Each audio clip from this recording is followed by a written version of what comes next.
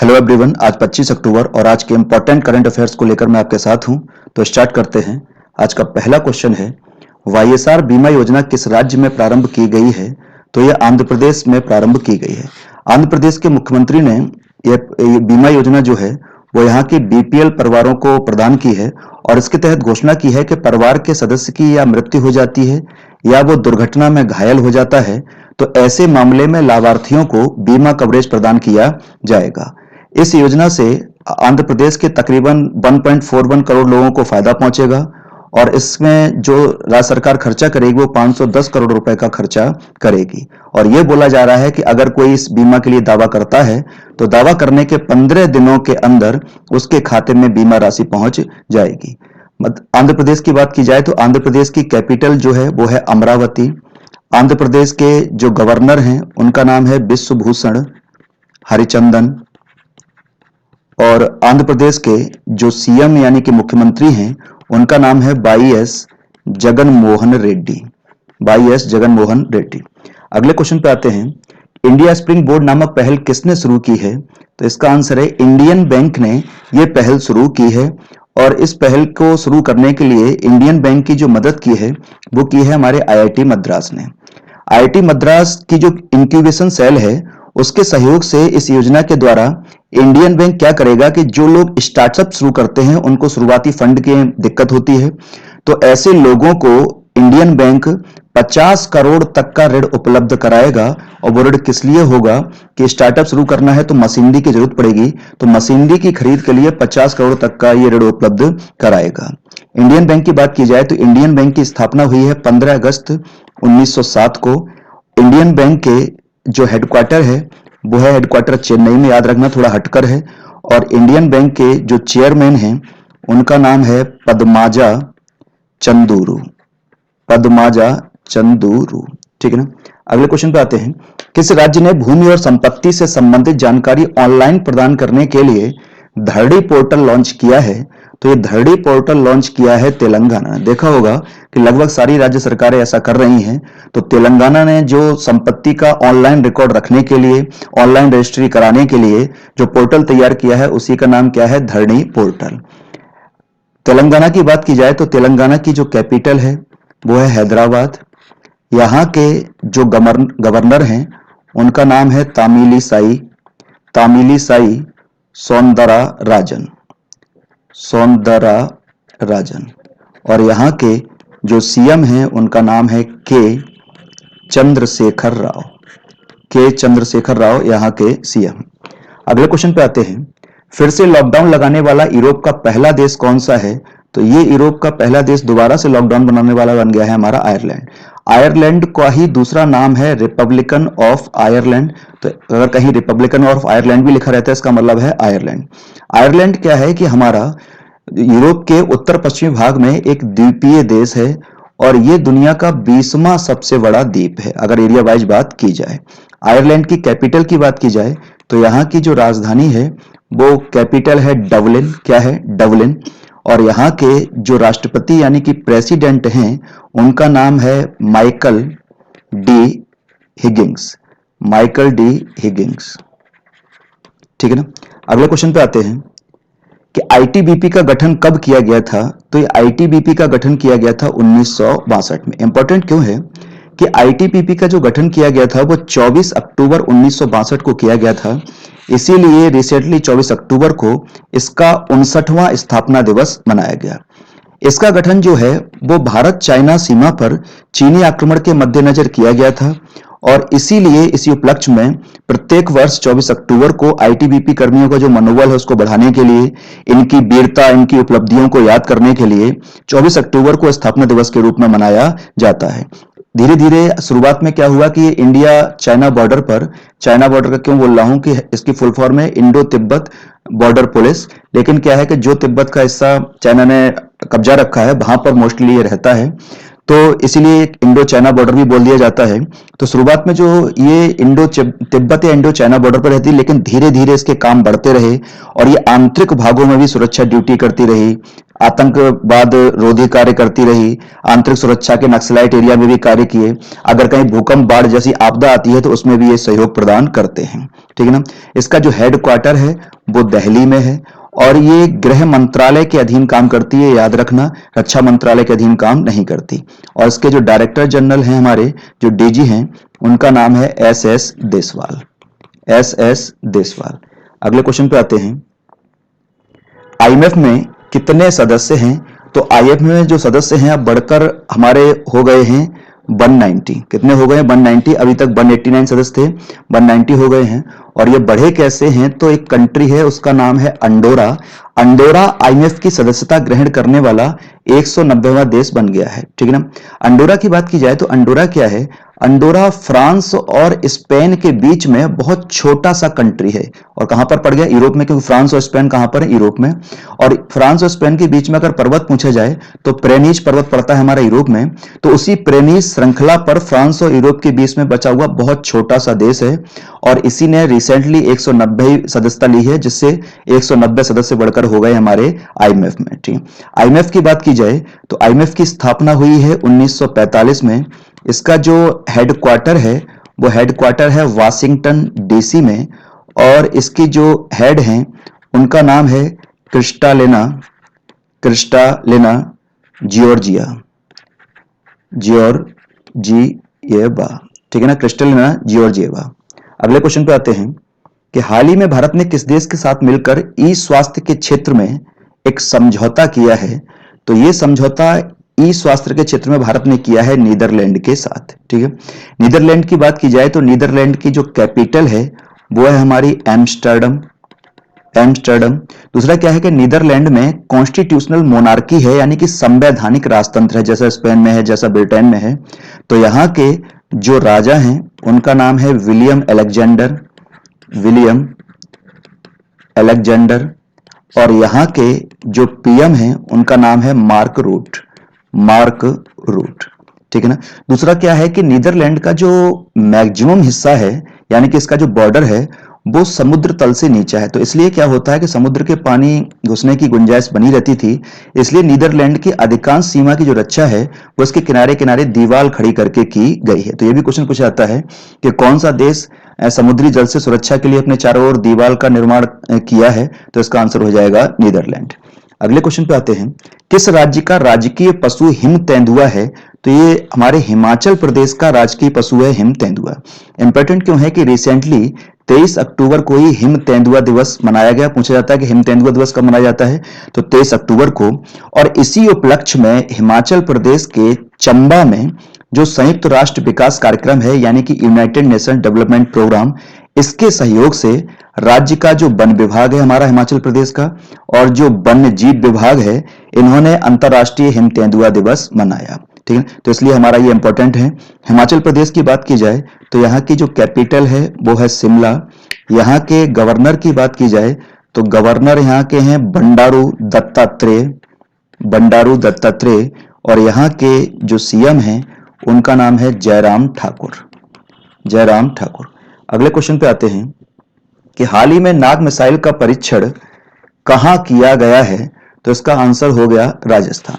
यहां से जुड़े हुए हमारे ढेर सारे क्वेश्चन कि अभी डीआरडीओ ने हमारा कहना चाहिए कि एंटी टैंक गाइडेड मिसाइल, इसका परीक्षण राजस्थान के पोखरण में किया है और इसी हमारी मिसाइल का नाम क्या है? नाग।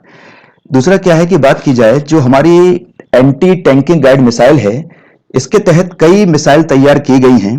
तो क्या हुआ कि इसको प्रोग्राम शुरू करने के लिए एक प्रोग्राम शुरू किया गया था, उसका नाम है integrated guided missile development programme, integrated guided missile development programme. इस प्रोग्राम को जो है वो हमारे अबुल कलाम आजाद ने शुरू किया था। ठीक है ना। और इसके अंतर्गत 5 मिसाइल बनाई गई हैं। मैं क्या करना चाह रहा हूं कि कभी कभी मिसाइलों में कंफ्यूजन होता है, कभी कोई नाम आता है, कभी कोई आता है। तो इसके अंतर्गत 5 मिसाइल बनाई गई हैं और उनको याद रखना ऐसे करके पटना कोड से। पटना कोड में क्या है कि पी से हमारी पहली है पृथ्वी मिसाइल, ठीक है ना, दूसरी है अग्नि मिसाइल, तीसरी है त्रिशूल मिसाइल, चौथी है हमारी नाग मिसाइल और पांचवी हो गई हमारी आकाश मिसाइल। ये 5 मिसाइलें हो गई। ये पांचों मिसाइलें जो है वो integrated guided missile development programme के तहत बनाई गई हैं, यानी कि गाइडेड मिसाइलें, जैसे कि हम नाग का क्वेश्चन कर रहे थे। जो पृथ्वी मिसाइल है वो कम दूरी की मिसाइल है, पहली चीज। और दूसरा ये पूछा जाता है कहां से कहां तक मार करती है, तो ये सरफेस टू सरफेस मार करती है, यानी कि सतह से सतह। जो अग्नि मिसाइल है वो भी बैलिस्टिक मिसाइल है हमारी, ठीक है ना। और अग्नि के 5 संस्करण आ चुके हैं, अग्नि 1, 2, 3, 4, 5। तो इसके तहत ये कम दूरी की, मध्यम दूरी की, अधिक दूरी की मिसाइल बन चुकी है। जो त्रिशूल है हमारी वो कम दूरी की मिसाइल है और ये हमारी सरफेस टू एयर अटैक करती है, ठीक है ना, सतह से हवा में। जो नाग है वो हमारी 3rd जनरेशन की मिसाइल है और ये कैसी मिसाइल है, एंटी टैंक मिसाइल, यानी कि किसी प्रकार का टैंक हो उसको नष्ट करने की क्षमता रखती है हमारी नाग मिसाइल, जो हम हाल में क्वेश्चन में कर रहे थे। और जो आकाश है वो मध्यम दूरी की मिसाइल है और ये कैसी है, सरफेस टू एयर मिसाइल है, ठीक है।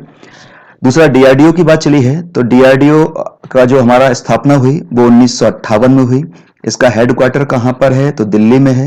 ये रक्षा मंत्रालय के अधीन काम करती है और इसके जो हेड हैं वो है हमारे जी सतीश रेड्डी। कौन, जी सतीश रेड्डी। अगले क्वेश्चन पे आते हैं, बुमला किस राज्य में है, तो बुमला जो हमारा दर्रा है, बुम दर्रा, ये हमारा पड़ता है अरुणाचल प्रदेश में। यहां पर ये चर्चा में क्यों है कि अरुणाचल सरकार ने बुमला में एक स्मारक का निर्माण किया है और इस स्मारक का निर्माण हुआ है जोगिंदर सिंह की याद में। किसकी याद में, जोगिंदर सिंह की याद में। ये जोगिंदर सिंह कौन थे कि 1962 में जब इंडिया चाइना का युद्ध हुआ था, तो उसी इंडिया चाइना का युद्ध जो बुमला के पास प्रारंभ हुआ था 23 अक्टूबर 1962 को, और यहां पर ही इसी लड़ाई के दौरान इनको वीरता शहादत हो गई थी इनकी। तो इसी उपलक्ष्य में अरुणाचल प्रदेश में बुमला में इनकी स्मृति में, जोगिंदर सिंह की स्मृति में स्मारक बनाया गया है। जो बुमला है हमारा वो अरुणाचल प्रदेश का पड़ता है तवांग डिस्ट्रिक्ट, ठीक है ना। और दूसरा हमारा जो तिब्बत है, लेकिन तिब्बत कैसा है, वो वाला चाइना ऑक्यूपाइड है, यानी कि चाइना पे कब्जा कर रखा है। उन दोनों के बीच में रास्ता है। तो ये बुमला भारत और तिब्बत को जोड़ता है, यानी कि भारत चाइना ऑक्यूपाइड तिब्बत को जोड़ता है। और भारत में कहां से स्टार्ट होता है, अरुणाचल प्रदेश से, अरुणाचल प्रदेश के तवांग डिस्ट्रिक्ट से, और तिब्बत तक ये जाता है। अरुणाचल प्रदेश की बात की जाए तो अरुणाचल प्रदेश की जो कैपिटल है वो है ईटानगर। अरुणाचल प्रदेश के जो गवर्नर हैं उनका नाम है बीडी मिश्रा और अरुणाचल प्रदेश के जो सीएम हैं उनका नाम है पेमा खांडू, पेमा खांडू। अगले क्वेश्चन पे आते हैं कि भोग परियोजना का शुभारंभ कहां किया गया है, तो यह शुभारंभ किया गया है उत्तर प्रदेश में। पहली चीज इसमें है क्या कि त्योहारों के मौसम में जो हमारे सीजन चल रहे हैं उसमें भक्तों को स्वास्थ्य के हिसाब से अच्छा, सुरक्षित प्रसाद हुआ, लंगर हुआ, भोग हुआ, ये सब मिले, इसलिए खाद्य सुरक्षा और औषधि प्रशासन ने हमारा कहना चाहिए लखनऊ में उत्तर प्रदेश के इस भोग परियोजना को शुभारंभ किया है। और भोग परियोजना का जो पूरा नाम है, ये भोग बना से कहां से है, तो इसकी पूरी फुल फॉर्म रखी गई है blissful hygienic offering to God, offering to God, ठीक है ना, blissful hygienic offering to God, यहां से हमारा बना है भोग। अगला question, the world women 2020 trends and statistics report किस संगठन ने जारी की है, तो ये हमारी रिपोर्ट जारी की है संयुक्त राष्ट्र आर्थिक और सामाजिक विकास। इस संगठन ने the world women 2020 trends and statistics report जारी की है। इंपॉर्टेंट क्यों है, यानी कि समझ में आ रहा होगा क्वेश्चन कि महिलाओं की स्थिति क्या है, इसके बारे में इस रिपोर्ट में बताया गया है। क्या है कि आज से तकरीबन 25 साल पहले एक बीजिंग डिक्लेरेशन किया गया था, यानी कि बीजिंग में बैठक हुई थी और उसमें घोषणा पत्र पारित किया गया था जिसमें महिलाओं के लिए कुछ लक्ष्य निर्धारित किए गए थे कि महिलाओं की भागीदारी कैसे बढ़ाया जाए। इसी आधार पर 25 साल बीत जाने पर इस रिपोर्ट में यह देखा गया है कि हम बीजिंग डिक्लेरेशन, जो बीजिंग में घोषणा की गई थी, उसके कितने दूर या कितने पास हैं। तो इस घोषणा को करने से पहले, यानी कि इसका घोषणा का जो आधार बनाया गया, जो रिपोर्ट जारी की, उसमें 6 तत्व देखे गए महिलाओं को लेकर कि पहला है जनसंख्या और परिवार की स्थिति, दूसरा महिलाओं की शिक्षा, दूसरा उनका स्वास्थ्य की बात की गई, यानी कि स्वास्थ्य के आधार पर देखा गया कि उनकी स्थिति क्या है, चौथी जो उनका काउंट किया गया वो संपत्ति में कितना उनका स्वामित्व है, कितनी हिस्सेदारी है, पांचवा घर में या समाज में निर्णय लेने की कितनी उनकी साझेदारी होती है, और छठवां महिलाओं के खिलाफ जो हिंसा का दर है उसका रेट क्या चल रहा है। इन 6 आधारों पर ये रिपोर्ट जारी की गई है। अगले क्वेश्चन पे आते हैं। विश्व ऑस्टियोपोरोसिस दिवस कब मनाया जाता है? तो ये मनाया जाता है 20 अक्टूबर को। ठीक है ना, पहला हमारा सिंपल सा, विश्व ऑस्टियोपोरोसिस दिवस कब मनाया जाता है? तो 20 अक्टूबर को। और ऑस्टियोपोरोसिस क्या है कि ऑस्टियोपोरोसिस है हमारी हड्डी से संबंधित बीमारी। बिल्कुल बेसिक लाइन समझना, हड्डियों से संबंधित बहुत सारी बीमारी हुई, लेकिन जिस बीमारी में हड्डी कमजोर होकर टूटने लगती है बहुत अनावश्यक रूप से, उसी को हम बोल रहे हैं ऑस्टियोपोरोसिस दिवस। ठीक, तो यह मनाया जाता है हमारा 20 अक्टूबर को। और क्या है इसको मनाने के पीछे की हिस्ट्री कि यूके की नेशनल ऑस्टियोपोरोसिस सोसाइटी है, कहाँ की? यूके यानी कि इंग्लैंड की। और इसने इसको मनाना शुरू किया था 20 अक्टूबर 1996 से इसको लॉन्च किया था। और इसको पूरी साल भर मनाया जाता है। ग्रेट चीज इसकी है। और साल भर में होता है कि पूरे साल भर एक अभियान चलाया जाता है, जागरूकता अभियान, जिससे लोगों को इस रोग के रोकथाम उपचार के बारे में बताया जाए। बिल्कुल सही नहीं।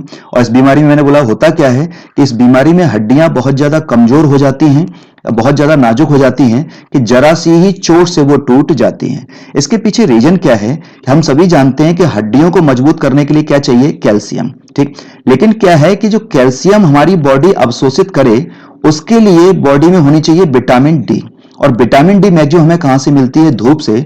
लेकिन आजकल शहरों में जो मकान बन गए हैं, कहना चाहिए सीमेंट मोरम का जाल या कंक्रीट का जो जंगल से खड़ा हो गया है, उससे शहर के लोगों को विटामिन डी नहीं मिल पा रही है। इससे उनकी बॉडी कैल्शियम को अवशोषित नहीं कर पा रही है। इससे उनकी हड्डियां कमजोर हो रही हैं और टूट रही हैं। इसी को बोला जा रहा है ऑस्टियोपोरोसिस दिवस। ठीक है, एक सर्वे है जिसमें बोला गया है कि इंडिया की तकरीबन 70% लोगों में विटामिन डी की कमी है। तो समझ सकते हो उनको हड्डी रोग का कितना खतरा है। अगला क्वेश्चन हमारा कि कवच नामक आतंकवाद निरोधक बल का गठन किस राज्य में किया गया है? तो इसका किया गया है गठन हमारा हरियाणा राज्य में। इसमें क्या किया गया है कि हरियाणा राज्य पुलिस में जो विशेष रूप से प्रशिक्षित लोग होंगे उन जवानों को इसमें शामिल किया जाएगा। और इसका मेन कार्य होगा कि जैसे कि महाराष्ट्र में बंबई में आतंकवादी गतिविधि हुई थी, तो ये माना गया था कि उसके लिए फौज तैयार या हमारी पुलिस तैयार नहीं थी। तो ऐसी किसी घटनाओं के लिए पहले से ही हरियाणा सरकार ने योजना की है कि पहले से हम जब जवानों को प्रशिक्षित करें। इसके लिए इस जो कवच नामक दल बनेगा उसमें 150 जवान लिए जाएंगे। इसका हेडक्वार्टर बनाया गया है गुरुग्राम में।